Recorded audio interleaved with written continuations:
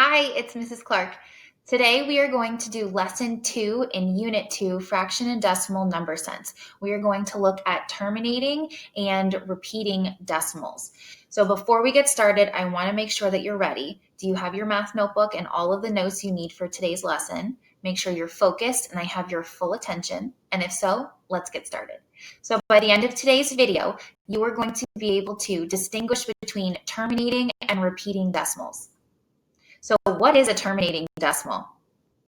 A terminating decimal is a decimal that ends, it terminates, it finishes, it has an end point. So here are some examples. They all have a final number, which makes them terminating decimals. All of them end 0.04 or 400ths. It ends, that's it. 4 is the final number. 1/10, 1 is the final number. 5/10, 5 is the final number, and so on. All of these numbers have a final number. There are no more digits written after their last number, and that's what makes these terminating decimals. In fact, most of the decimals that we are going to learn about this year are terminating decimals. They end, they finish. So on the other side, we have repeating decimals, and hopefully your brain is working and you can give me some thoughts as to what you think repeating decimals are. So a repeating decimal is a decimal that contains an infinite number of digits.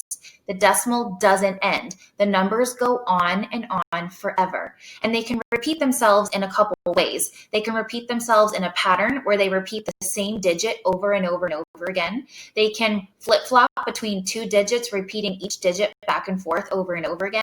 Or like pi, it can repeat a random number, a random order of digits over and over and over again, and the decimal itself never ends. So on the screen, we see 1/3 as a fraction. When you change 1/3 into a decimal, like we looked briefly at last lesson, we write it as 33/100ths typically, and we indicate it with this line over the last digit.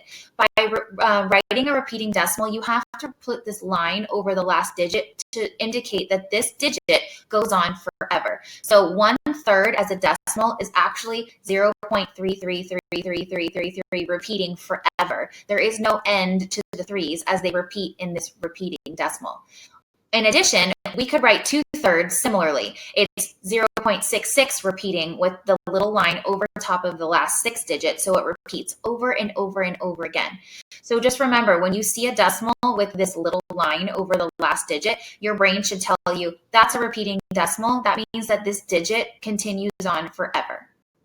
Well, that's it for today. It was super quick. Today we explored terminating and repeating decimals and how to recognize a repeating decimal by writing the line over the last digit. I hope you guys enjoyed today's lesson, and I'll see you in the next video.